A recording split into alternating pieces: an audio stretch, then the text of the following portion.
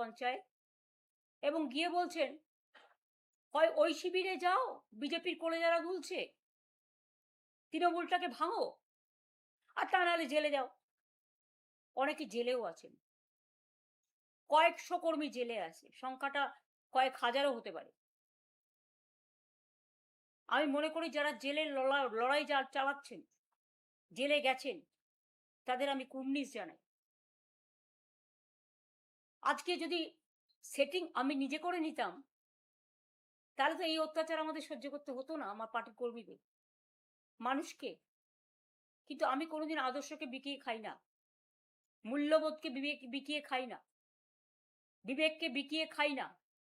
মানুষই আমাদের জাগ্রত শক্তি, এবং যে কর্মীরা এখনো আছে হাজার হাজার লক্ষ লক্ষ, তারাই আমার সোনার খন্ডি।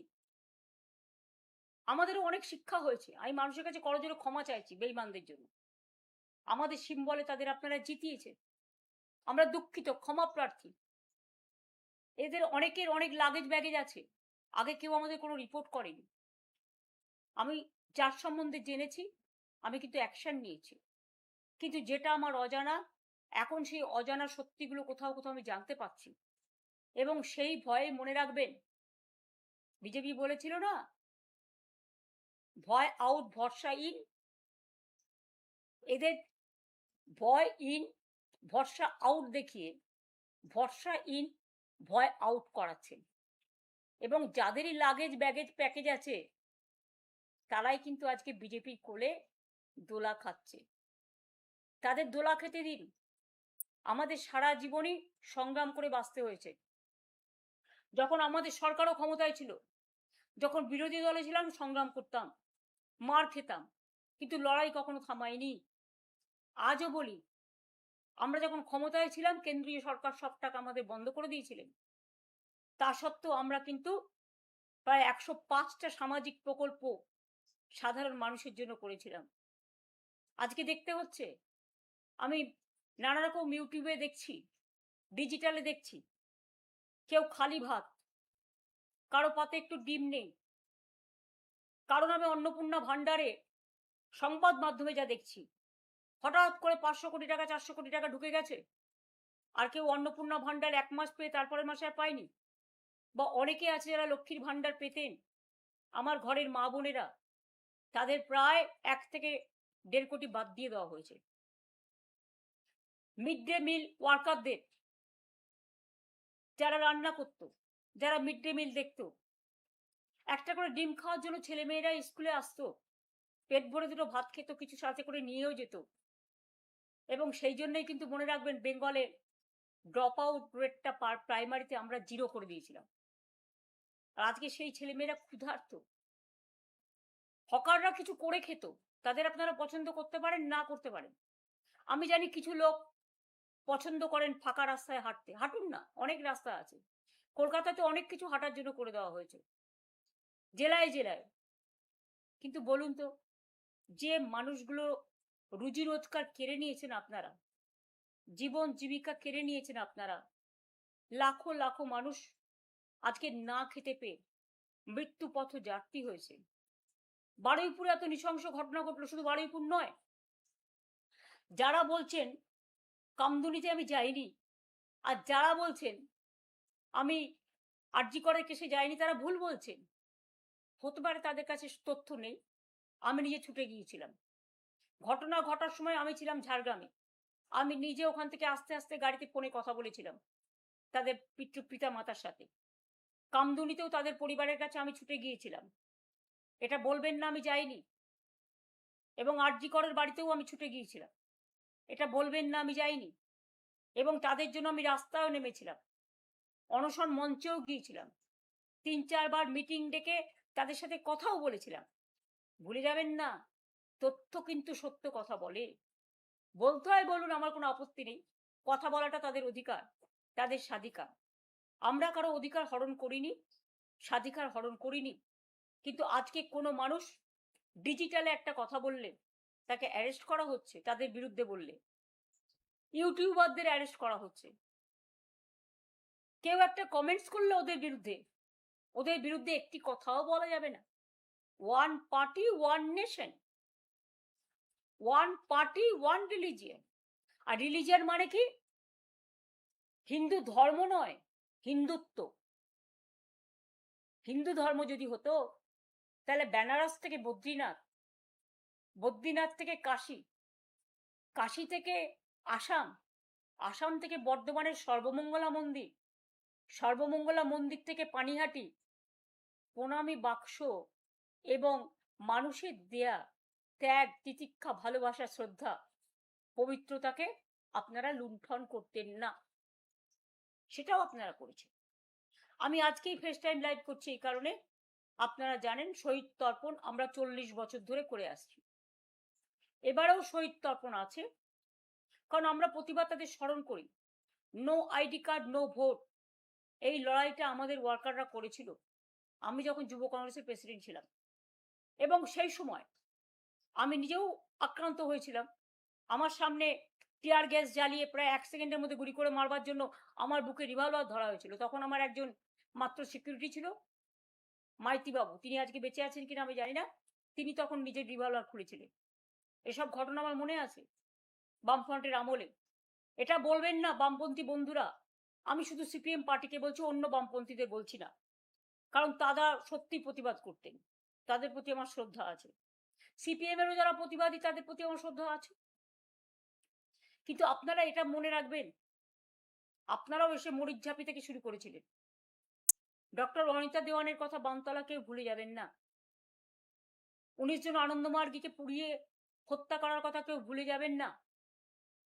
বিধান ভিআইপিতে গুলি চালানো, শান্তিপুরে কৃষক আন্দোলনে গুলি চালানো, শিক্ষক বিমলা থেকে হাওড়ায় গুলি চেলে হত্যা করা, রঘুনন্দন তিওয়ারিকে বেহালায় হত্যা করা, কুচবিহারের রবীন বিমান হায়দারকে হত্যা করা, সিঙ্গুর নন্দীগ্রাম তো অনেক পরে এসছে, হাওড়ার আমতায় 11 জনের হাত কেটে দেওয়া, অনেক ঘটনা ঘটেছে।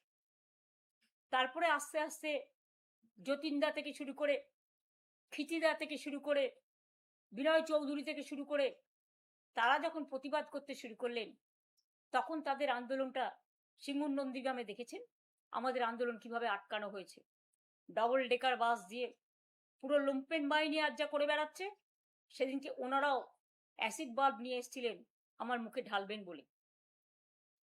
রাতের পর রাত আমাকে অপেক্ষা করতে হয়েছে শুধু নন্দীগ্রামে যাব বলে। সিঙ্গুর আমাকে ঢুকতে না দেওয়ার জন্য 144 ধারা করা হয়েছে। আজকে সোনম ওয়াংচু যে অনশন করছেন, তার আজকে 18 দিন হয়েছে। আমি তার স্বাস্থ্যের খবর নিচ্ছিলাম গতকাল।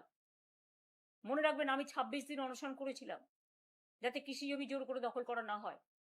তারপরে আমরা ফিরিয়েও দিয়েছিলাম এবং আমরা কথা রেখেছিলাম এবং আমরা নতুন করে আইন করেছিলাম জমি কিনে নিতে হবে, জমি জোর করে কৃষি জমি দখল করা যাবে না। এরকম অনেক কিছু আছে।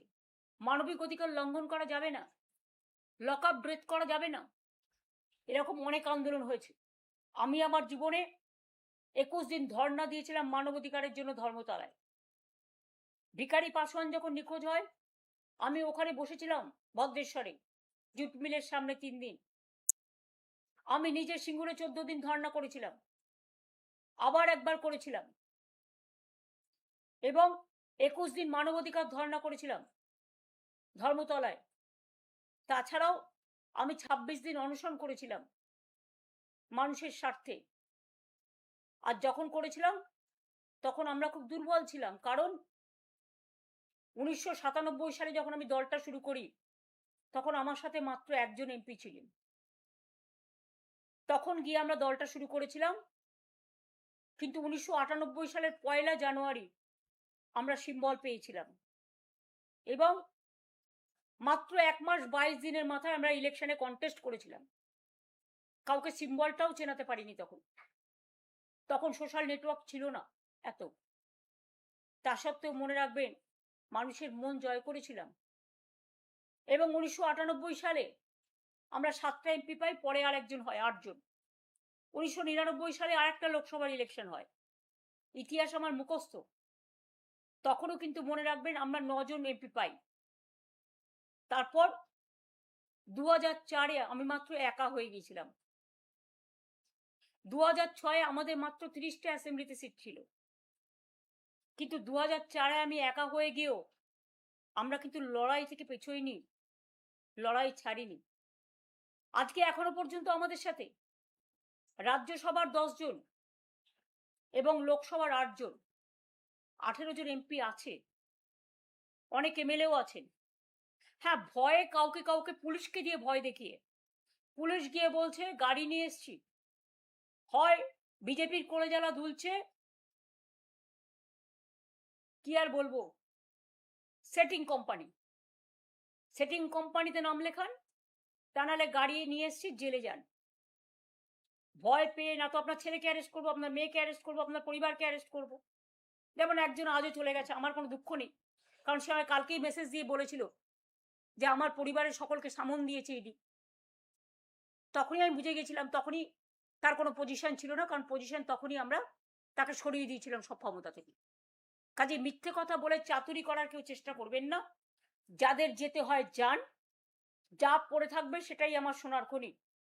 আমি 2004-এ একা থাকলে যদি নতুন করে শুরু করতে পারি, 1997-তে যদি নতুন করে শুরু করতে পারি, 2026-এও নতুন করে শুরু করার ক্ষমতা রাখি। এইটুকু জোর আমার আছে। যারা সেটিং করে ওয়াশিং পাউডার নির্মা হচ্ছেন বা বিজেপি ওয়াশিং মেশিন হচ্ছেন, আগে নাকি তারা ছিল চোর, আর এখন হয়ে গেছে সাধু পুরুষ। আর তৃণমূলের যারা সোনার খনি, যারা ভোগ করেনি, যারা ত্যাগ করেছে, বুথ প্রেসিডেন্ট, ব্লক প্রেসিডেন্ট, জেলা প্রেসিডেন্ট, বিএলএ, যারা কোনোদিন এমপি হয়নি, এমএলএ হয়নি, কাউন্সিলর হয়নি, পঞ্চায়েতের মেম্বার হয়নি, জেলা পরিষদ হয়নি, কিন্তু তারা রক্ত দিয়েছে, তারা না খেয়ে মিছিল করেছে, মিটিং করেছে, অনেককেই নেতারা বাদও দিয়ে দিয়েছিলেন। তা সত্ত্বেও আমি মনে করি তারা আজকে ফিরে এসেছে। এবং আমি একটা জেনারেশন তৈরি করিনি, আমি 3টে জেনারেশন তৈরি করেছি, আগেও আপনাদের অনেকবার বলেছি। এবং আমি মনে করি আমার সাথে যে জেনারেশনগুলো এখন আছে তারা আগামী দিন করবে, আমি তাদের মাথার উপরে ছাতার মতো থাকবো। এবং যতক্ষণ লড়াই শেষ না হচ্ছে, কেউ আমার কণ্ঠ রোধ করার চেষ্টা করলে করে দেখুন। যাদের বলছেন ভয়হীন বলে পুলিশকে দেখে এজেন্সি দিয়ে ভয় দেখাচ্ছেন, তারা একটু শিক্ষা নিন। অভিষেক অনেক খারাপ আপনাদের কাছে, বাহানা হয়ে গেছে ওটা। তো অভিষেকের বউ যদি 1.5 বছরের বাচ্চাকে নিয়ে সিবিআই অফিসে যেতে পারে সাক্ষী দিতে, তাকে ডেকে পাঠানো হয়েছিল, তখন আপনাদের মনে নেই? আজকে আমি যখন ফেসবুক করছি সেদিনও ডেকে পাঠানো হয়েছে, 25টা 30টা কেস দেওয়া হয়েছে। সে তো সহ্য করছে, একটু সেটিং করে নিলে সব থেকে রিলিফ হতে পারতো। তাহলে যাদের আজকে আপনারা বলছেন বাহানা দেখিয়ে যে অভিষেক হচ্ছে আপনাদের আয়না, তাই আপনারা চলে যাচ্ছেন, এটা আপনাদের বাহানা। অভিষেকের সব অন্যায় ক্ষমা হয়ে গেছে যদি আপনাদের চোখে কোনো অন্যায়ও করে থাকে, যে সে আজকে লড়ে যাচ্ছে বাঘের মতো। এরাই লড়বে, তার কারণ এরা 50 বছর আগামী দিন রাজনীতি করবে। আর আমাকে আপনারা যাই ভাবুন, আমার এজ নিয়ে আপনাদের চিন্তা করতে হবে না। মানুষের এজ তৈরি করে মানুষের মন, মানুষের দেহ, মানুষের মানসিক শক্তি। আপনাদের প্রধানমন্ত্রীর বয়স কত আমি কখনো জিজ্ঞেস করেছি? কেউ কখনো বয়স জিজ্ঞেস করে না। এটা কিছু লোকের দুঃস্বপ্ন আর দুর্যোগ আর দুর্ভোগ, যারা ভয় পায়। আর আপনারা তো জানেন আমার একান্তে বইতে অনেকদিন আগেই লেখা আছে যে আমরা জন্মেছিলাম হাসপাতালে নয় বাড়িতে। তাই আমাদের ডেট অফ বার্থ আমার দাদার সাথে ইভেন সার্টিফিকেট অনুযায়ী 6 মাসের ডিফারেন্স আছে। তার মানে বুঝতেই পারছেন এটা পিতামাতারা দিয়ে থাকে। তাতে যেমন লোকসানও আছে, তাতে লাভও আছে। সেটা হয়েছিল বলে আমি যাদবপুরে প্রথম দাঁড়াতে পেরেছিলাম, তার নাহলে তখন আমার দাঁড়ানোর বয়সও ছিল না। আমি কৃতজ্ঞ আমার পিতামাতার কাছে। এরকম অনেকেরই আছে, অটলজিও আমাকে একসময় বলেছিলেন, আরো অনেকে আছে, আমি তাদের নাম বলতে চাইছি না, আজকে তিনি মারা গেছেন বলে বলছি।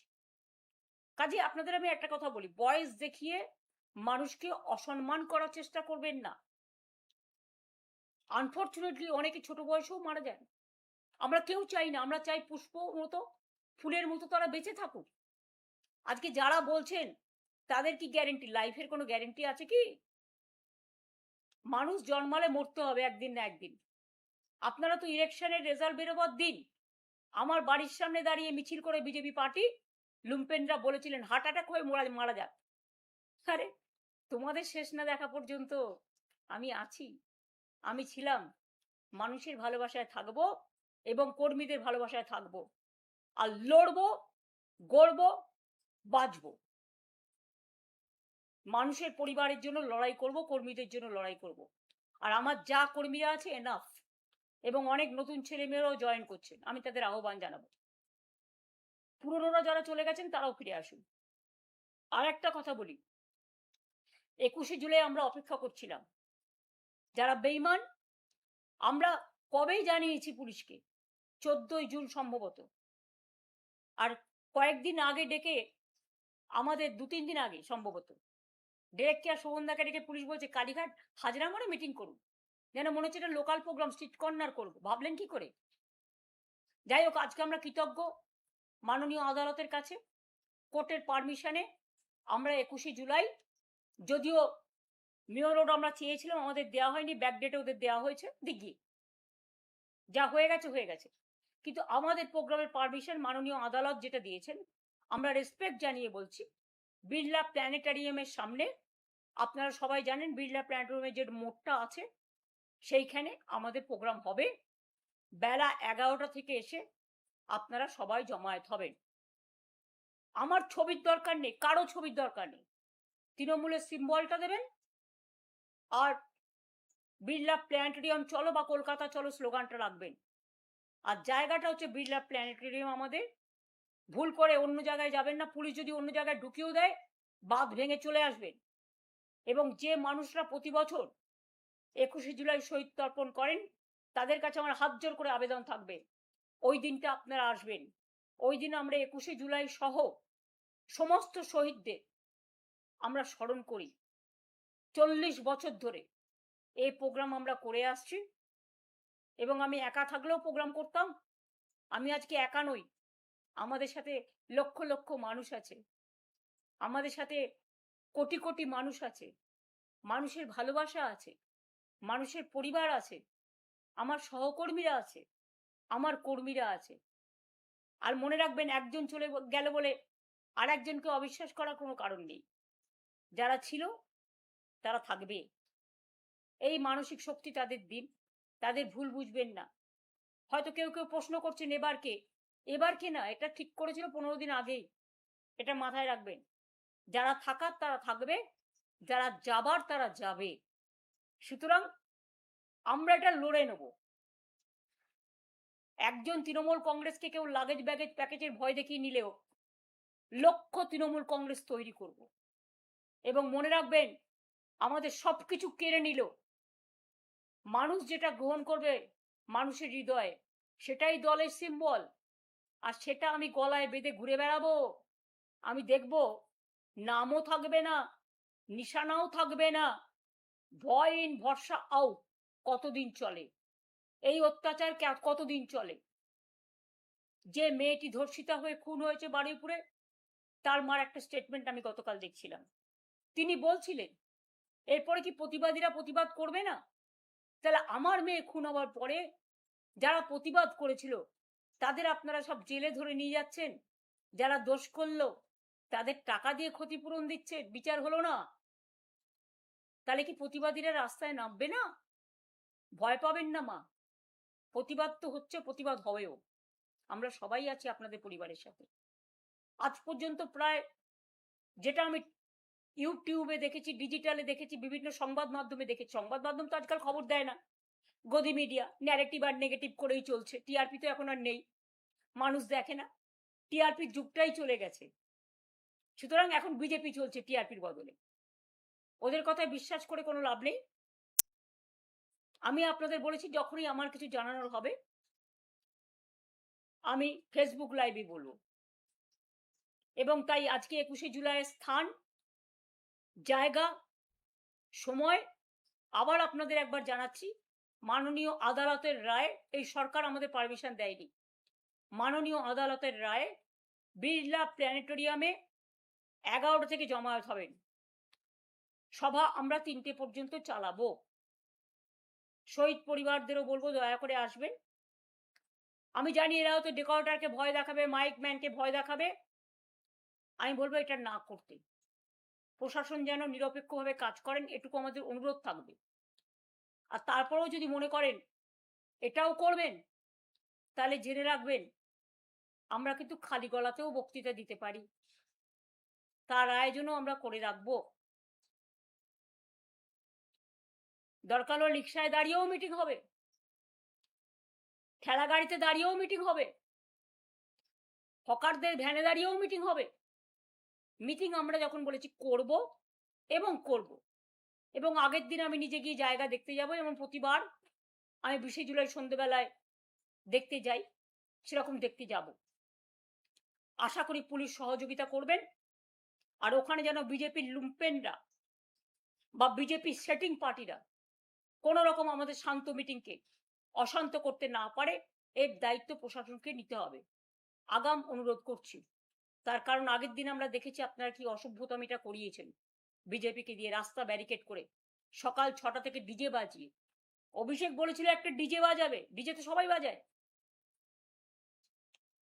তো অমিত বাবু, আপনিও তো অনেক কথা বলেছিলেন, কই আমরা তো ইলেকশনে মিটিংয়ে বলে সবাই রাজনৈতিক দলের বিরুদ্ধে, তো এটা আমরা রাজনৈতিক ইলেকশনের সময়কার ব্যাপার, আমরা সেভাবেই নিই।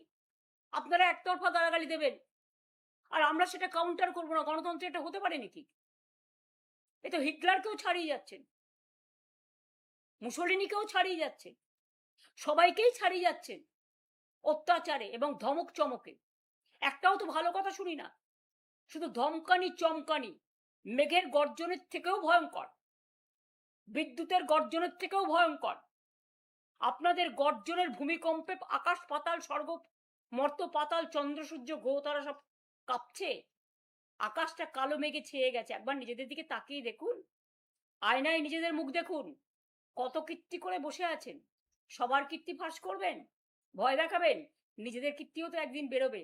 আমরা ভদ্রতা করে বদল চাই, বদলা নয় বলেছিলাম, আর আপনাদের এখন বলছি ক্ষমা করবেন, যা আপনারা করছেন এর যোগ্য জবাব আমি দেব না, মানুষ আপনাদের দেবে, এই সত্য আমি বিশ্বাস করি। আমি ঈশ্বর আল্লাহ যত বলবেন, গুরুদ্বারা গির্জা মন্দির মসজিদ গুরুদ্বারা গির্জা, রবীন্দ্র নজরুল, সুভাষচন্দ্র বসু, গান্ধীজি, আম্বেদকর, বিরসা মুন্ডা থেকে শুরু করে সবার প্রতি, বাংলার মাটির প্রতি, স্বাধীনতা আন্দোলনের প্রতি শ্রদ্ধার্ঘ্য আমাদের ছিল, আছে এবং থাকবে। তাই বলবো এটা আমাদের সংস্কৃতি, বাংলার সংস্কৃতি আজকে অপসংস্কৃতিতে যাতে পরিণত না হয়। অলরেডি 2 মাসে হয়ে গেছে, বাংলাটা চলে গেছে কিছু অসামাজিক লোকের হাতে, কিছু লুম্পেনদের হাতে। আপনারা ক্ষমতায় এসছেন ভালো কথা, জোর করে, তো ভালো করে কাজ করুন না মানুষের জন্য। কনস্ট্রাকটিভ কোঅপারেশন তো আমরা করতেই পারি, কিন্তু মনে রাখবেন একতরফা আপনারা অত্যাচার করবেন, দুরাচার হিসেবে আবির্ভূত হবেন, দুর্যোধন দুঃশাসন হিসেবে আবির্ভূত হবেন, আর আমরা মুখটি বন্ধ করে লুকোপ্লাস্টার লাগিয়ে বসে থাকবো, এটা তো হয় না। প্রত্যেকটা every action has a reaction. হয়তো অনেক মানুষ ভয়ে এখনো ভীত হয়ে আছেন, আপনাদের আরো কিছুটা সময় দিচ্ছেন, কিন্তু একদিন কিন্তু মানুষ মুখ খুলবে, সেদিনের জন্য অপেক্ষা করুন। ভালো থাকবেন, সুস্থ থাকবেন, সবাইকে আমার শুভকামনা জানাই, আবার অভিনন্দন জানাই। আপনারা আমাকে সুযোগটা দিয়েছেন 2 কথা আপনাদের কাছে বলবার জন্য, অনেক কৃতজ্ঞতা, ধন্যবাদ, নমস্কার, সালাম, জোহার। এবং